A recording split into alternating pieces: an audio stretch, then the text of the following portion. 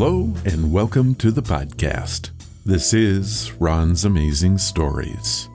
We have stories that should thrill you a little and chill you a little. It's amazing. What you'll hear are adventures sent in by you guys, classic stories from the pulp mags, and episodes from the golden age of radio. We have special segments like Ghost Stories with Sylvia. That's amazing. And These Are Your Stories. So settle in for the next hour and enjoy the show. One more thing. You just might want to prepare yourself to be taken away from today. Another 5-minute mystery.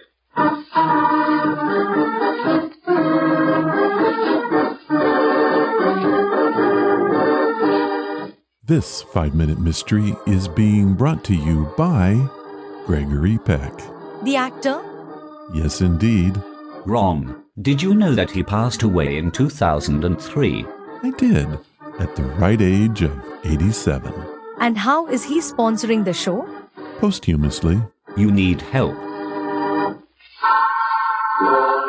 evening, ladies and gentlemen. This is Vincent Caraway, your mystery storyteller, inviting you back again for another tale of mystery and murder. Oh, turn that thing off. Give me the shutter, so. I don't see why I listen. It isn't every woman who can flip a dial and hear her husband's voice. But I don't know where Vince got the idea for those horrid stories. It's so depressing, it's making a nervous wreck out of me. Darling, you are in a state. What is it? I could have sworn I heard footsteps in the hallway. Oh, now, Joanna, this is preposterous. You mustn't let this get you. The lights! They've gone out! There is someone. There's someone right outside the door. Joanna! Joanna! Good heavens, she's dead! Now, Miss Warren, if you'll just calm down and tell me exactly what you can. There's nothing left to tell except what you already know. Hilda called you on the maid's phone, and then I called Mr. Caraway at the radio station from in here. Weren't you on the air, Mr. Caraway, at the time of the murder? Yes, I was just about finishing my show. I heard the phone ring to the studio and caught it just in time. I got here as quickly as I could. It's only a short distance. Poor Mrs. Caraway. Thank heaven she died without ever knowing. Knowing what? But her best friend was trying to get her husband, that's what. Hilda! You needn't Hilda me in that tone of voice, Miss Warren. Phyllis, you didn't. Kill Joanna, are you crazy? Don't be such a conceited fool, Vincent. No man is worth murder. Not even you. So you were in love with Mr. Caraway, Mrs. Warren. So what? I might have wished her dead, but I didn't kill her. Mr. Caraway, you said you heard the phone from the studio and just got to the phone in time.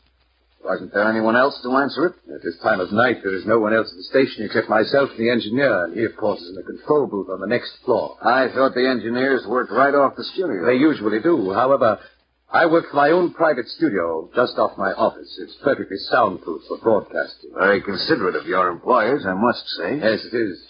Well, of course, everyone isn't entitled to such privileges. Nor does anyone have such a good opportunity for murder. Murder? What are you talking about? Just this, Mr. Caraway. I'm arresting you for the murder of your wife.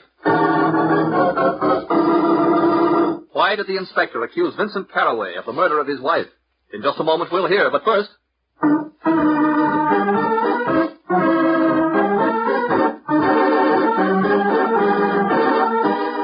Okay, this one actually has some good stuff in it. What do you mean? I think there just might be enough to solve this one. I'm listening. Here's what we know. There was a love triangle. Motive. There was opportunity. Right. No one actually saw Caraway. Yep, in a secluded studio. And what about the means? Well, in the 40s, everyone had a gun. So true. So, I agree with the inspector. My money is on Caraway. Agreed. And now, back to our story. I was broadcasting over the air a mile away when my wife was shot. Thousands who heard my show can testify to that. Yes, thousands can testify they heard the voice of Vincent Caraway, but not the man. Because at the exact time you were lulling thousands to sleep by means of a record you'd made earlier, you raced to this house, stole in on your unsuspecting wife, shot her, and raced back to the studio in time to remove the record when it reached its end. Not even the engineer could see that it wasn't you before the microphone. You claim to have heard the phone ring while you were still in the studio. But studios are entirely soundproof, Mr. Carraway. You couldn't possibly have heard that phone ringing in the next office.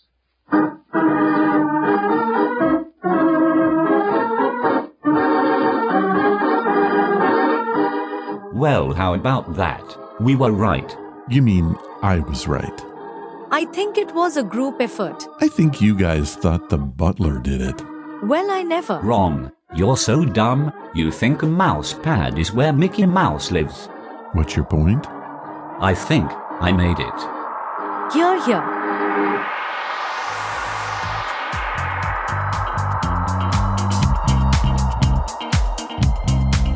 It's that you say? Hello, and welcome to the podcast. On today's show, we will begin with a brand new makeover of the Audible audiobook review. My goal is less advertising and more review. I hope you like the changes. This time we're going to take a look at the book, Weird Things in History and Why the Heck They Happened. Next up, we have two listener stories. Adelina tells her head-scratcher of a story from a deer camp in Wisconsin. And Kandace recalls an incredible encounter she had in the woods. You won't believe the ending of this one. Our featured story comes from the OTR series Suspense. It stars Gregory Peck in a rare radio appearance where he plays a dangerous game of Hitchhike Poker. But before we get to all of that, I've had a few emails asking questions about the 5-minute mysteries you hear at the top of each show. I've talked about them before, but I thought it was time to revisit the subject and answer your questions. Katie Bass from LA sends in our first question. What are these mysteries and where did they come from? The 5-Minute Mysteries radio series broadcast on the Mutual Broadcasting System. They were produced and syndicated from 1945 through 48 to individual radio stations as a barter trade program to sell advertising to local merchants for goods, services, or premiums. They would use the musical interludes in the show for a local announcer to introduce the episode, present the advertiser's message, and wrap things up with other local information. This endeavor was successful, but in the end, the shows were used as time fillers to close up gaps when live broadcasts would end too early. I have no idea how many were made, but there are 96 of them still around today. Benny Olson from Denver wanted to know why the heck do I play these things? Well, Benny, it all began on episode number 247. I played 3 of them on that show to introduce the concept. It aired on June 2nd of 2016, and ever since, one of the 96 have played on almost every episode of the show. It has become a trademark. Each week, I edit one of those stories with all new stuff, and I've been doing that for 7+ years now. Why? I really don't have an answer. I just do. Our last question, or comment really, comes from Travis Green, who didn't say where he was from, but here is what he had to say. Ron, I both love and hate the 5-Minute Mystery. I would skip over it each week, but I have to find out what you're going to do with it, and it has become an obsession. You are so very creative, and you should be applauded. But the creators of the FFMs should be embarrassed. But I'll bet you know that. Travis, I do know that, and I will endeavor to keep being creative. Thanks to everyone for the comments.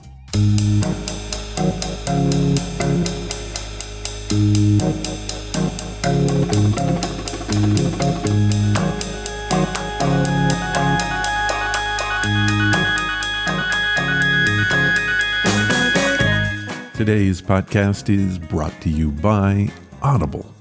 Get a free audiobook and a 30-day free trial at audibletrial.com/Ron's Amazing Stories.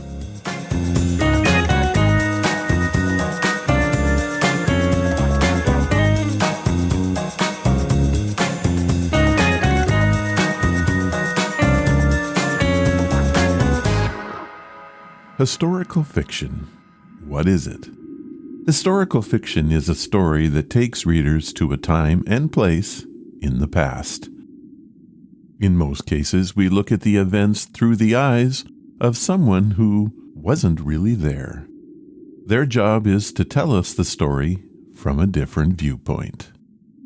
Now, one could even argue that our history books are historical fiction.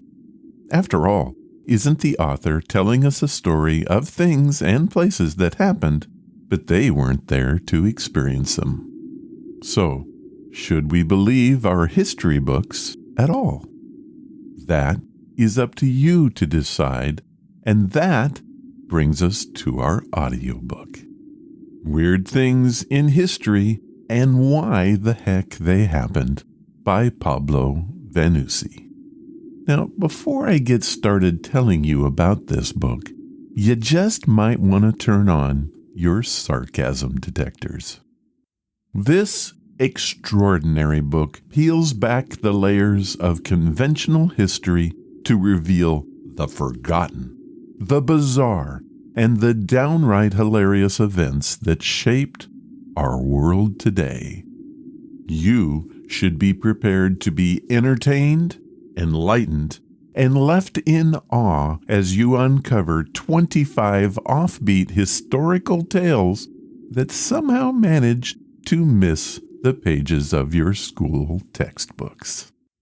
Listen to this clip about Napoleon and his encounter with a colony of rabbits. Attack of the Bunnies. It's very therapeutic to picture fluffy, cuddly bunnies hopping over sunny fields and munching on grass and carrots. No stress involved whatsoever. Napoleon Bonaparte probably couldn't do it, though. Picturing cuddly bunnies might have skyrocketed his stress levels. That's only because a massive horde of escaped rabbits jumping all over him and attacking him might have something to do with it. Not even Napoleon, the most powerful man in Europe in the early 1800s, was a match for a mob of restless rabbits. In 1807, Bonaparte joined some of his fellow French dignitaries and military officers at a clearing in a forest of the small town of Fontainebleau, where they planned to participate in a traditional rabbit hunt. They were celebrating Bonaparte's recent signing of a couple of peace treaties, one of which, for some reason, took place on a raft in the middle of a river.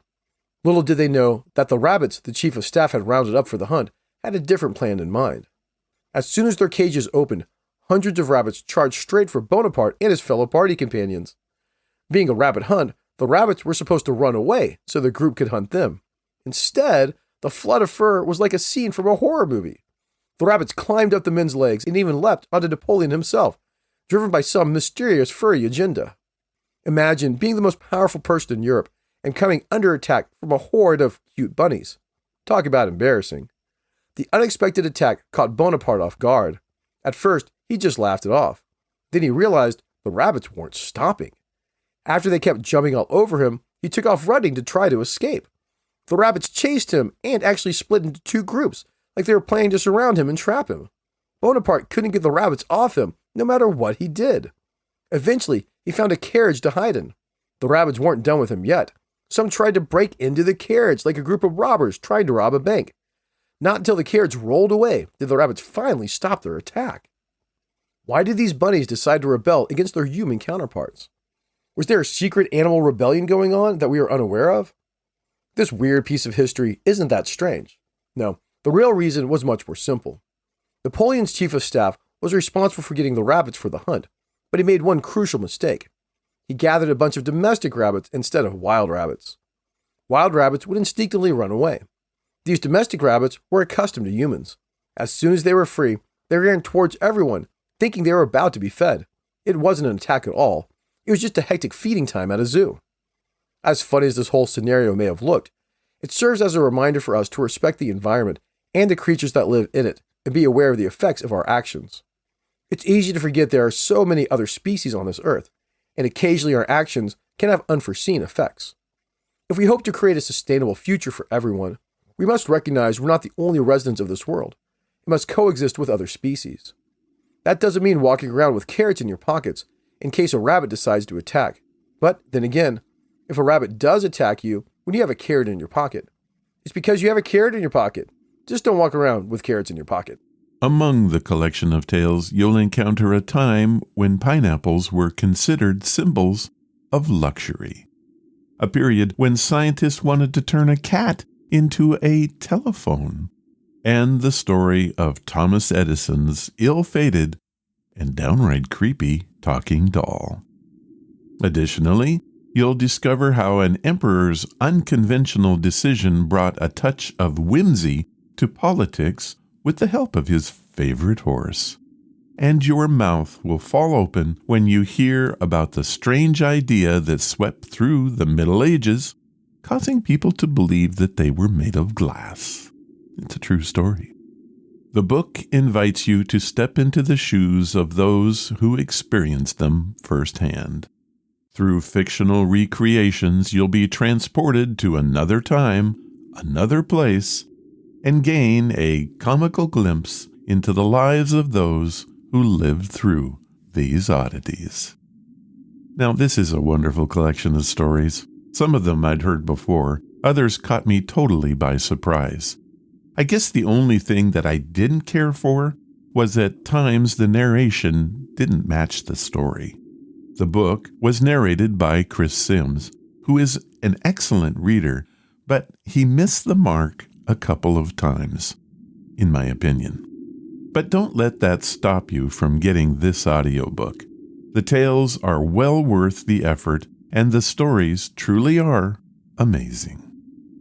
Now, do you want to hear weird things in history and why the heck they happened? Then head to audibletrial.com/Ron's Amazing Stories, and you can have it for free. Here is what Audible has set up for us. They are offering you a free audiobook in 30 days to give you the opportunity to check out the service. You can stream or download thousands of included audiobooks, podcasts, and Audible originals in the Plus catalog. There is so much to do, you will never run out of material. So, to download your free audiobook today, go to audibletrial.com/Ron's Amazing Stories. You'll be glad you did. Thank you, Audible.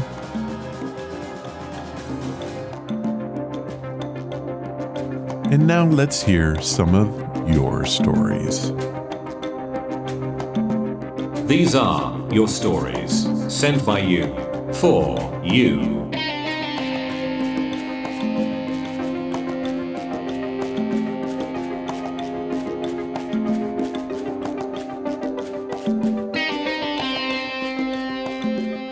Our first story comes from northern Wisconsin, where deer hunting is a way of life. Adelina Sanborn said that to me in an email she sent, and I just had to find out if it was true. It turns out that, yes, deer hunting is big in Wisconsin, which is known as one of the top states in the country for white-tailed deer hunting.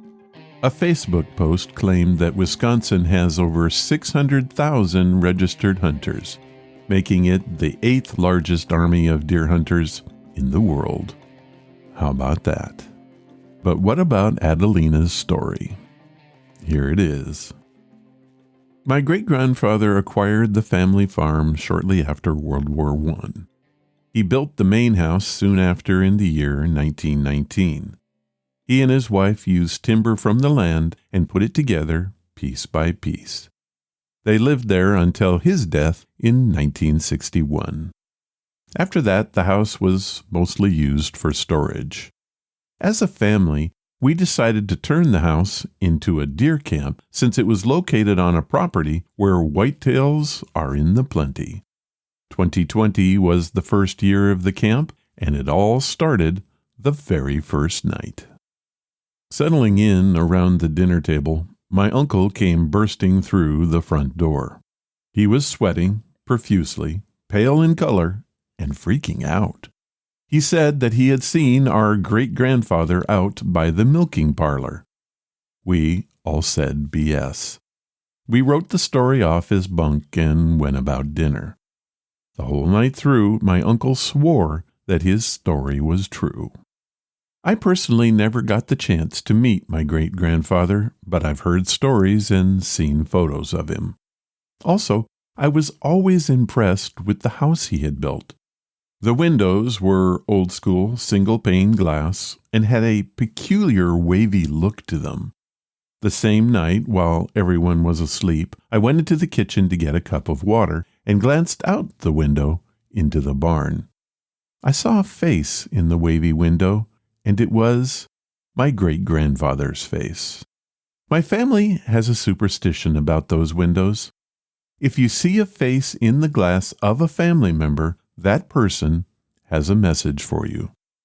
I wasn't sure what to do, but I felt the urge to go out to the milking parlor. A milking parlor is part of the barn where the cows were milked and then returned to a resting area. I grabbed a flashlight and headed out there. It felt odd. There was a quiet that I just couldn't explain. I walked around a bit, waiting for something to happen. Then I heard something fall to the ground. I walked over to the milking station and there was a wedding ring sitting on the ground. I picked it up and went back inside. The next morning at breakfast, I told the family what had happened and showed them the ring. My grandfather went nuts and ran upstairs. He came back with my great-grandfather's journal and read an entry. It told that Mildred, his wife, had lost her wedding ring while working that day. They looked on end but never found it. He drew a picture of the ring in the journal. There was no mistake. This was the ring, complete with the engraving. Was that all just coincidence, or did my great-grandfather want to set to right something that happened nearly 100 years ago? My belief is the latter. Adelina, Sanborn, Wisconsin. Well, that sounds a little too crazy to just be coincidence. I would love to know more about your windows and how that superstition got started. I'm guessing that there are more stories to be heard. Thank you for sharing, Adelina. This next story comes from Kandace Walker, who writes to us via the website from Alberta, Canada. I had to edit this one with approval from Kandace for language. I hope I kept the juice of the story alive. Kandace has titled this one, The Peacock. I've never shared this story since it happened. Be warned, it's a casual one. My grandparents passed away in 2020 and 2021. My grandma went first after a long life battling cancer. My grandpa was tired and getting sick after she was gone.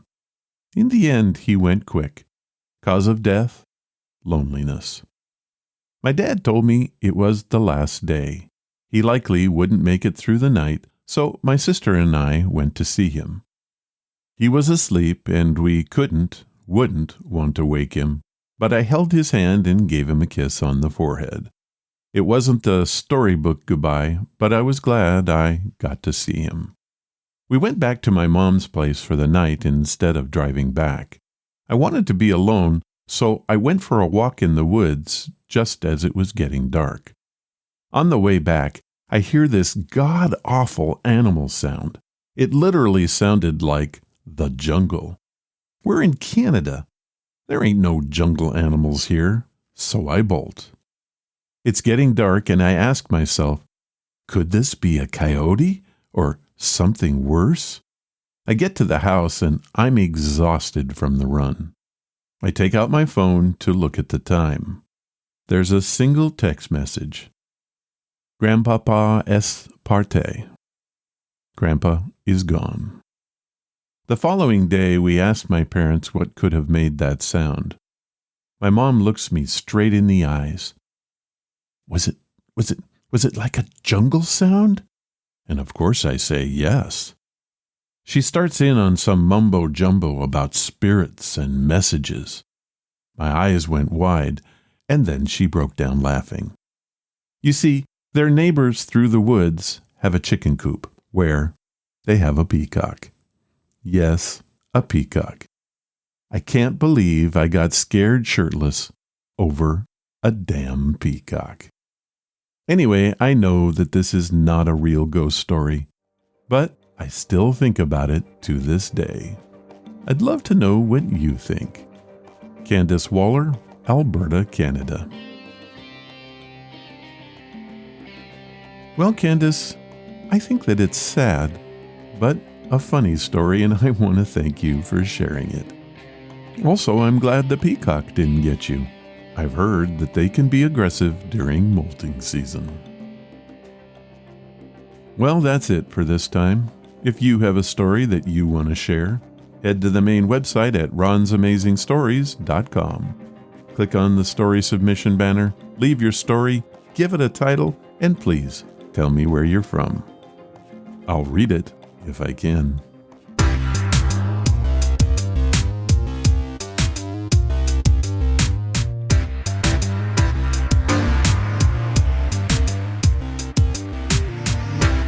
Our featured story stars award-winning classic actor Gregory Peck. Now, Peck didn't do much radio, but when he did, it was pretty special. The story is titled Hitchhike Poker and is listed as one of the top 10 best episodes of the OTR series Suspense. This episode is also special because the writers for this one incorporated the commercials into the story, which makes the whole experience a little more interesting. I'd like to know what you think. Hitchhike Poker first aired on CBS in 1948. Hap, did you find that old picture album? Yep. Yeah. Take a peek at yourself in the old look. What the funniest thing I've ever seen. Dear me. Oh, Mary, here's a shot of a first car. Roll down curtains and everything, remember? Oh, yes, and weren't we proud of it? Mm-hmm. But what an arm breaker. Crank like a rusty old coffee grinder. What a whale of a difference a quick-starting Autolite stay-full battery makes. Are you going to thank Autolite again, honey? For stay-full batteries? Mm-hmm. Oh, you said it, Mary. Why, I wouldn't trade that thirst-free powerhouse in our car for all the tea in China. Same goes for our Autolite spark plugs and Autolite ignition system. I don't suppose you'd care to trade this small talk for a half hour of suspense. Oh, sure, Mary, sure.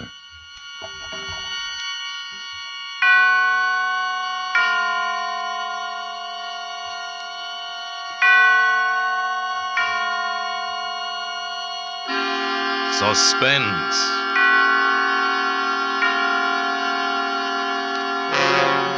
Autolite and its 60,000 dealers and service stations bring you radio's outstanding theater of thrills. Starring tonight, Mr. Gregory Peck in Anton Leader's production of Hitchhike Poker, a tale well calculated to keep you in suspense.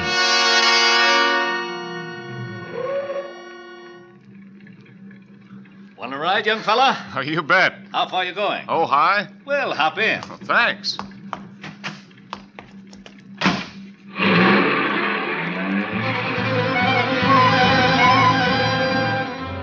That's how I met J. Stewart Belden in his canary yellow convertible. That's how I took the ride. I'll be a long time forgetting.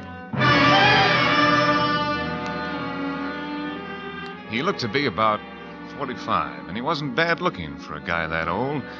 He was well built, about my size, no gray in his hair. And that coat he was wearing, boy, I'll bet plenty of camels went under the clippers for that one. So you're a student, eh? I graduate from Berkeley this year. I suppose you're a vet? Oh, yes, more than half the guys are vets. What's your name, son? Ridge Fowler. Married? Not me. Don't tell me you're a woman hater. Oh, no, it's not that. It's just, well, I have enough trouble feeding myself. I said the same thing years ago. But you'll change your mind when the right girl comes along. 9B 1863. Dud. Huh? Oh, didn't you ever play license plate poker? License plate poker? Never heard of it. It's just like regular poker, except instead of drawing cards, you draw license plates. Now, I drew that hand. There was nothing in it. Next card we see will be your hand. Here comes one now. Watch the license plate. 4J3134, 2 pair, 3s and 4s. You beat me. Hey, that's a good game. What are the stakes? Well, make it easy on yourself. Shall we say $100,000 a hand?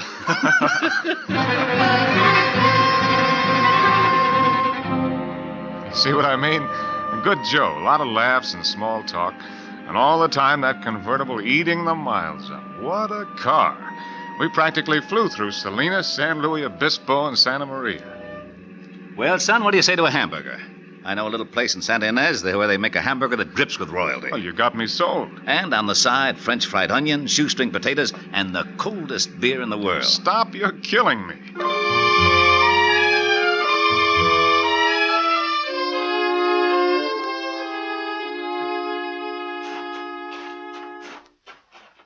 Now, tell me, did I overrate the place? Boy, that was terrific. The trouble is they give you too much food in there. I've got to quit eating like that. My clothes are getting tight. Especially this coat. Well, that coat sure is a beauty. I'm nuts about camel's hair. You are? Say, I've got an idea. Why don't you try it on? Oh, no, Mr. Belden. I didn't mean that. Go ahead. You're just enough thinner than I am that it ought to fit you fine. Well, gosh, I Here, go ahead. Try it on. College boy can always use a coat. Oh, well, it's a good fit. It was made for you. Well, I don't know what to say. That's a coat for a king. Well, I guess that makes you a monarch then, son. Because it's your coat now. I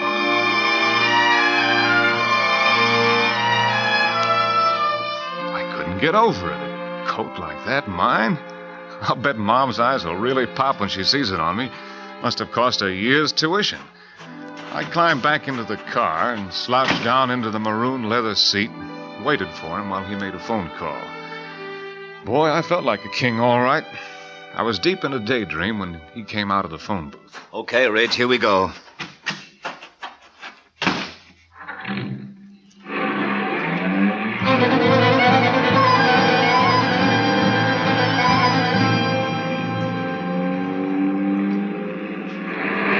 Hey, look, a straight. Huh? I drew a straight. 2J, 3, 4, 5, 6. Really? Straight?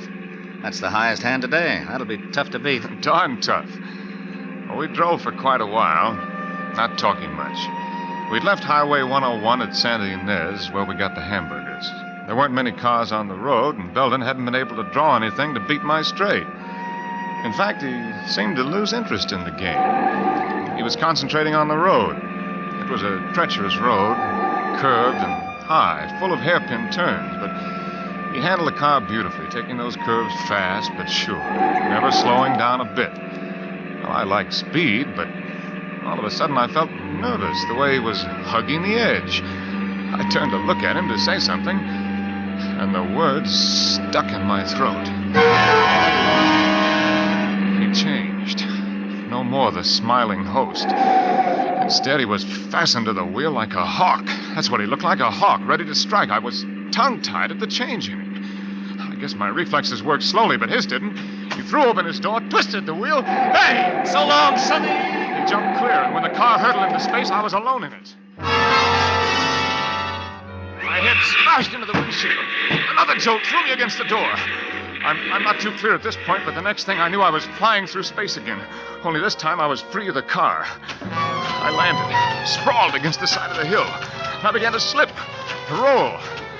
I grabbed wildly, desperately for just anything to stop myself. When it happened, it was the trunk of a twisted, gnarled old tree that grew out of the hillside. Hit me square in the stomach, knocked the wind right out of me. I lay there, too hurt to care. It was a minute or two before I got up enough breath to move. Finally, I edged my way up the cliff, hand over hand. It was brutal, but I was surprised to discover that I hadn't fallen as far as it seemed. I was climbing around a bulge of boulders not more than 8 feet from roadside level when I looked up. And there was Belden, a gun in his hand. I ducked, and the bullets scaled off the boulders. He wanted me dead, that was for sure. He wanted to kill me. Why? Why? I waited, crouched. Then I heard the horn. I came out from behind the boulders, crawled up on the road. Belden was nowhere in sight. I didn't see what kind of a car it was. I didn't even think to look. All I saw was he'd beat my straight. 4L5555. That was the license. 4L5555. 4 of a kind. All of a sudden, I was shaking. I looked at myself. I was beat up, cut, filthy. But what was worse, the camel's hair coat was a mess. King? I had to laugh. Belden was king. I was just the joker.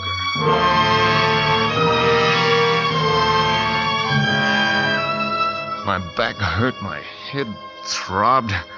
I ached all over. But I walked every inch of the way back to Santa Ynez. It was dark by the time I got there. When I stood in front of the police station, I realized for the first time the meaning of the word sanctuary. I took a deep breath. I wanted to tell the police as straight a story as possible. I opened the door. Just relax and get the vote. There he is, officer. That's the boy who stole my car, forced me out, took my coat. Just look in the side pocket of the coat. You'll find my wallet.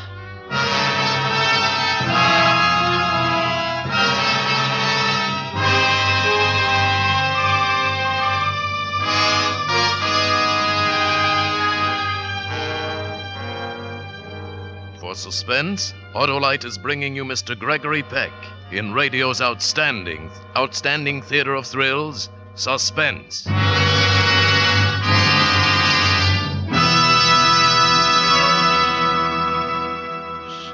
I'm sure getting a big kick out of Gregory Peck tonight. Oh, good. Maybe you'll put that old picture album away now. Why, Mary, don't you like old photos? No, they make us look so silly. Besides, all they've made you do is talk about Autolite. And when it comes to Autolite, I'd rather listen to Frank Martin. He really knows what he's talking about. Autolite new stay-full batteries need water only 3 times a year in normal car use. This means less trouble and care for you. For Autolite's greater water reserve practically eliminates one of the major causes of battery failure. Autolite stay-full batteries are a great new development of Autolite engineers who produce complete ignition systems for many of America's finest cars. They work in complete harmony with your car's entire electrical system. Car owners everywhere tell us Autolite batteries are the greatest batteries ever built. Heck, Mary, I could have told you all that and never stopped looking at this album. Quiet, Hap. So, friends, stop at your neighborhood Autolite dealers and get an Autolite stay-full battery. Then you'll know what fast starts really are. And remember this. The Autolite stay-full battery you buy needs water only 3 times a year in normal car use. You know, Mary, I can repeat every word Frank Martin said about Autolite stay-full batteries. Autolite stay... Here's Suspense again. And now, Autolite brings back to our Hollywood soundstage Mr. Gregory Peck as Ridge Fowler in Hitchhike Poker, a tale well calculated to keep you in suspense. This couldn't be. What was Belden doing here in the police station? What was he trying to pull? I knew even before I put my hand in the coat that Belden's wallet would be there. And I knew, too, that the police would never believe me, no matter what I said. I was trapped. The desk sergeant was waiting for me to talk, but my throat was dry, my tongue was paralyzed, my brain spinning. Well, what do you got to say for yourself? Oh, you don't understand, you see. He gave me the coat. I didn't know about the wallet. That the best you can do? But I tell you, he picked me up when I was hitchhiking. I was going home from school for the weekend. Then he forced me off the road. He tried to kill me. He shot at me. Sergeant, let the boy go. But, Mr. Belden... I've changed my mind. I don't intend to press charges. But this kid's crazy. Easy, Sergeant.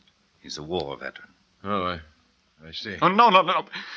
Lock me up, please. Don't believe him. Everyone is entitled to one mistake. Any boy who is big enough to come into the police station voluntarily, give himself up, deserves another chance. If I could have erased the memory of his face when he twisted that wheel and screamed, "So long, Sonny." All these benevolent words would have fooled me like they were fooling the desk sergeant.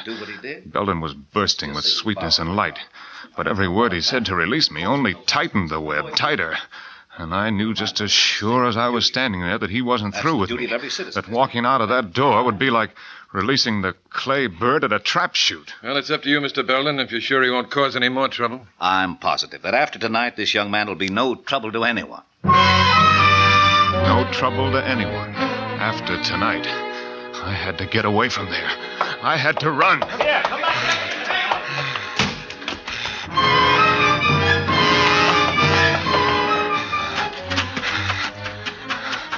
know how long I ran. I didn't know where I was. The town was behind me. I stopped, out of breath. I tried to light a cigarette. My hand shook like I had the palsy. It was like the South Pacific. Snipers and trees, but what trees? Where?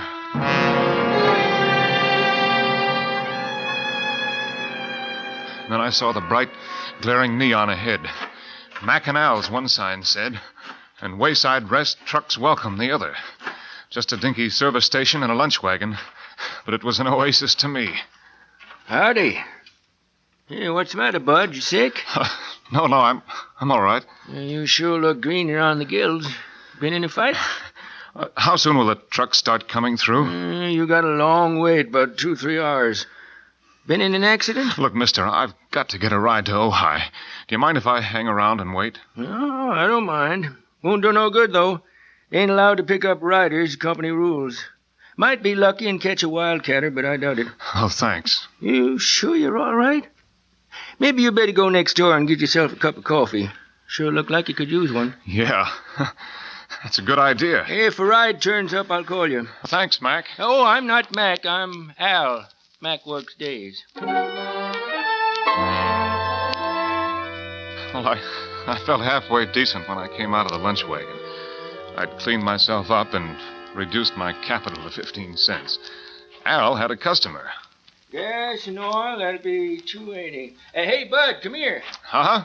I got you a ride to Ojai. Oh, you have? Who with? The little lady here. She's been driving all day, got an awful headache. She's going straight to Ojai.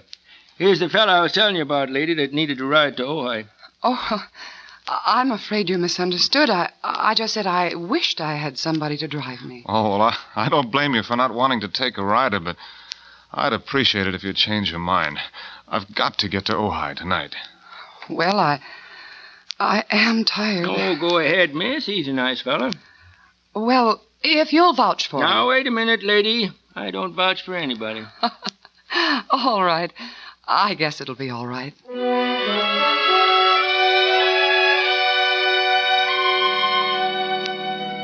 It was a pleasure to drive for her. She didn't say much, and I didn't feel like talking. She just sat there beside me, her eyes closed, resting. Once in a while, I snatched a quick look at her. She had long, dark eyelashes resting on her marble-like cheeks, hands folded in her lap. I found myself remembering when the right girl comes along. I was trying to remember who said it when I saw her looking at me. Feel better? Much better. I'm ashamed of myself, hesitating to let you drive my car. I'm afraid I'm overcautious. Oh, I wouldn't say that. Can't be too careful. One reads of such awful things happening on the road. Yeah. Awful things. I hadn't thought of Belden since we left Al's gas station. Now he was back in the front of my mind. You're going awfully fast. These curves are treacherous. I guess I'm just anxious to get home. Oh, yes, but look out! Do you want to kill us both? You almost sideswiped. Oh, I'm sorry. What are you honking now for? He's gone. Your horn. What about it? Oh, nothing. I thought I'd heard it before. Before? Look, maybe I'd better drive. Oh, no. I'm sorry. I'll be all right. I'm sorry. I'd be sewing up my sleeves if I didn't get a hold of myself. I must have been crazy, thinking that her horn was the same as the one that had honked for Belden when I was hanging on the side of that hill. It was just a horn. A lot of horns sound alike. I tried to steady myself. I didn't want her to catch on how rattled I was. I turned to her to apologize. She was putting a cigarette in her mouth, but it was purely automatic. She was sitting up straight, tense. Her eyes were glued to the road ahead. Then it hit me. I'd been over this road earlier tonight, with Belden. Suddenly, it loomed up, that wide bank curve just ahead, the spot where Belden had tried to kill me. My hands froze on the wheel. I held my breath, and then I saw her hand reach out. What are you doing? Let go of my wrist. What's wrong with you? I was only reaching for the cigarette lighter on the dashboard. Oh, I'm sorry. That curve back there, it... Pull over and stop. Huh? Pull over. I'm going to drive.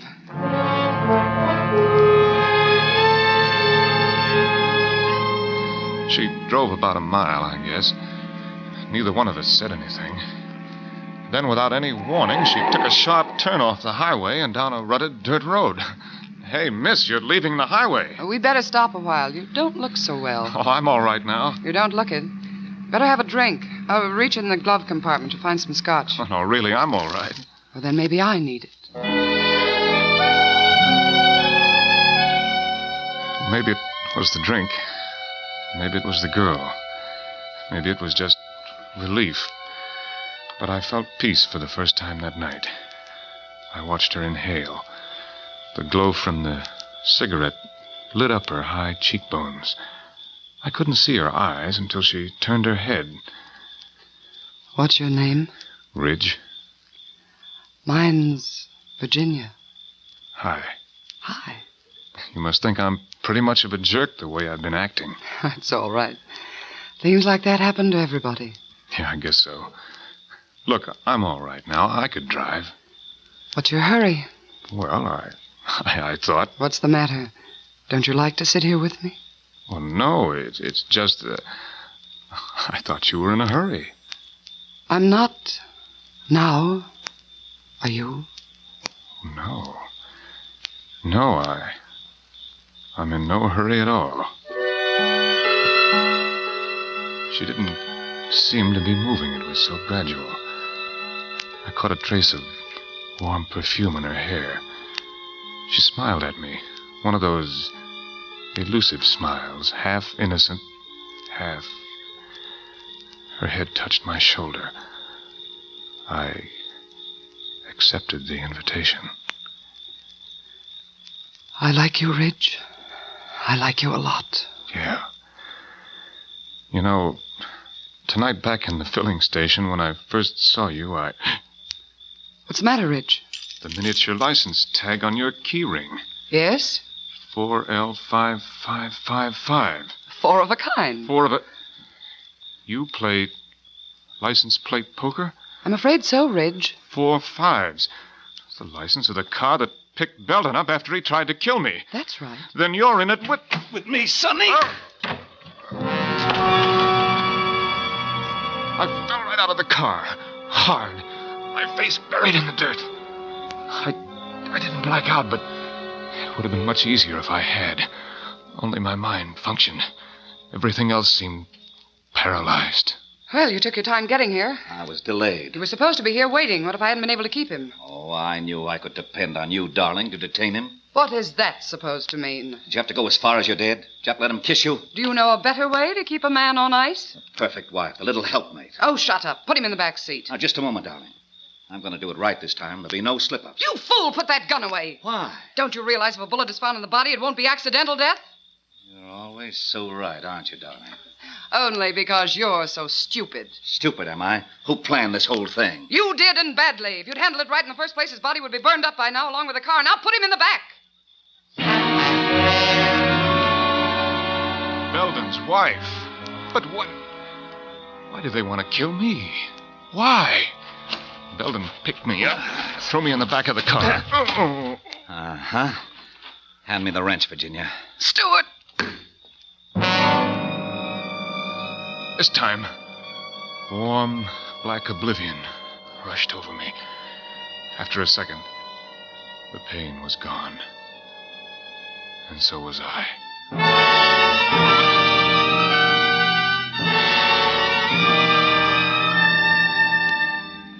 Consciousness returned in splotches.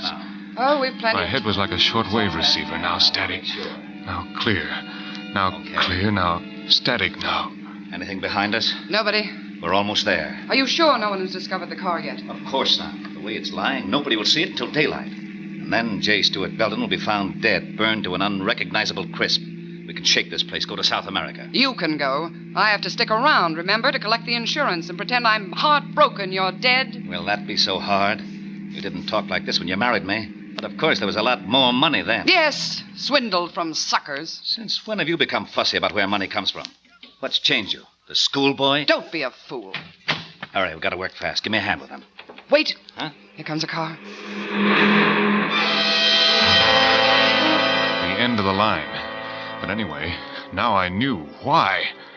I was a stand-in for a corpse. Do you have your wallet? I'll put it in his pocket as soon as I get him out of the car. All clear? Yes. This was it. They were on either side of me. I had to think straight. My body still felt numb. One chance, if only my muscles coordinated. I'd wait till he dragged me out of the car, and then I'd fight. Virginia, get the gasoline can out. I felt him grab me under the armpits. I opened my eyes just in time to see that murderous wrench in the girl's hand. As she brought it down, my eyes closed. It hit me hard, but it wasn't the wrench, it was Belden. The wrench had folded him up, and he collapsed on top of me.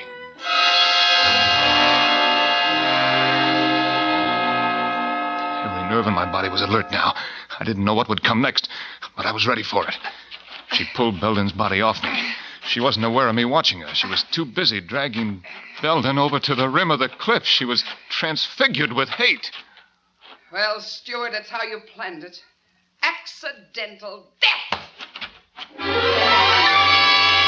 And then she kicked him, and he disappeared over the edge. I didn't wait to see any more. I crawled out of that car, and I started to run right down the middle of the road. She saw me. Wait! Stop! Wait, Fred! But I kept right on going. I glanced back. She started the car. She was coming right at me. First, I thought she was just trying to catch up to me. Then I realized she was trying to run me down. She was trying to kill me. I was crossing to the left side of the road. She was right behind me. It was just a question of seconds, and suddenly, around the bend, a big truck. I was sandwiched between them.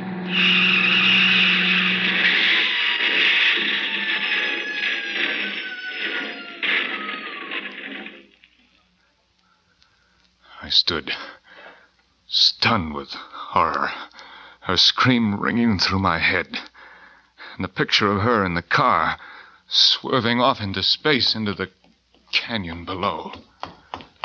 Hey, Bud, you all right? Yeah. What happened? She went off the road. A crazy woman driver. We'll have to report it. Come on, I'll give you a ride into town. Do you hear me? Don't you want a ride? Yeah, sure. What are you staring at? Your license plate. CM1111. Hey, it wasn't my fault. You saw how it happened. 4 aces. 4 aces. I'd won. I'd taken the last hand. But as long as I live, I'll jump out of my skin whenever a car pulls up and a voice asks, Want a ride, young fella?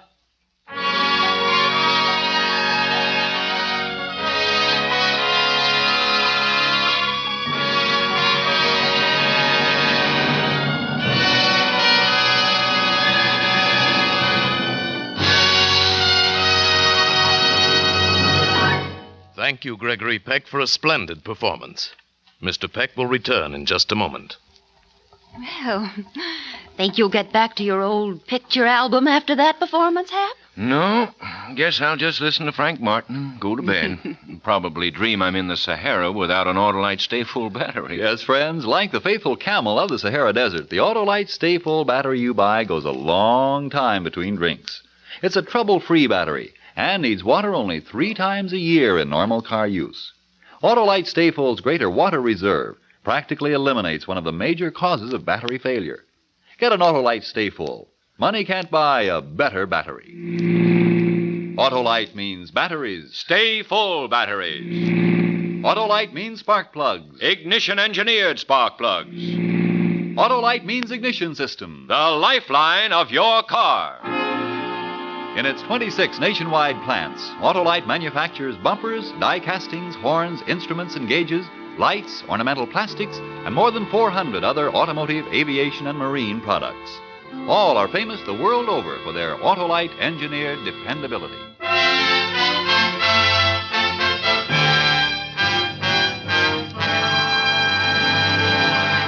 And now here again is Mr. Gregory Peck. It's been a great pleasure to appear here tonight with this fine cast of suspense actors. And I'm expecting almost as much pleasure from listening next Thursday when radio's outstanding theater of thrills brings you Robert Young and Virginia Bruce in Celebration, Another gripping study in Suspense.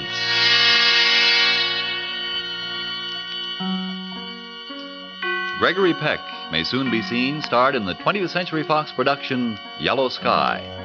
Ed Begley played the part of Belden, and Kay Brinker was Virginia. Tonight's suspense play was written by John and Gwen Bagney, with music composed by Lucian Morowick and conducted by Lud Gluskin. The entire production was under the direction of Anton M. Leader. In the coming weeks, Suspense will present such outstanding stars as Edward G. Robinson, Lucille Ball, Ray Milland, and John Garfield. Make it a point to listen each Thursday to Suspense, radio's outstanding theater of thrills. And next Thursday, same time, hear Robert Young and Virginia Bruce in Celebration. This is the Autolite Suspense Show. Attention, all men. Join the fighting outfit that defends America, the new National Guard. Good night. Switch to Autolite. This is CBS, the Columbia Broadcasting System.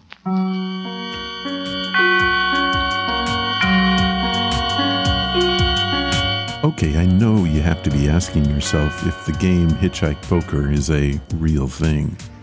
I did a little research, and as far as I could find out, it was not. But if someone knows better, please let me know. I really like to find out.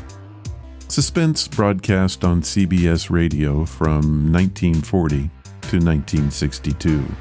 It was one of the very last shows to go off the air and end an era. It was a premiere drama of the time and was subtitled radio's outstanding theater of thrills. It focused on suspense thriller-type scripts, usually featuring Hollywood's leading actors of the time. Approximately 940 episodes were broadcast during its long run, and more than 900 still exist. And you can find them all on the Internet Archive. Have you tried Wheaties? They're whole wheat with all of the brands. Won't you try Wheaties? For wheat is the best food of man.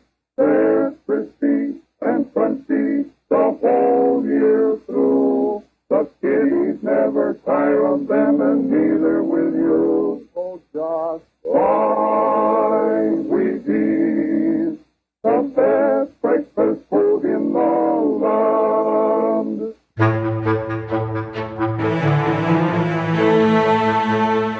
That was episode number 642. Our stories today were sent in by Adelina Sanborn and Kandace Waller, and I thank you for doing it. I am currently low on stories, so if any of you have one, I want them. If you want to follow the podcast or the blog, head to ronsamazingstories.com. There you will find any of the links I mentioned and how to contact us. Do you want to help the show? The best thing you can do is to tell your friends all about it, and please leave reviews or feedback wherever you listen. Clicking that follow or like button helps us grow. Thank you for listening, and I hope you come again to find out what are Ron's Amazing Stories.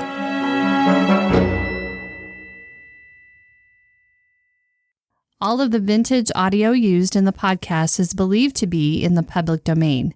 Ron's Amazing Stories does not own the rights to any of the old-time radio used here. If you hold the rights to any of the shows played, please contact us immediately at ronsamazingstories.com.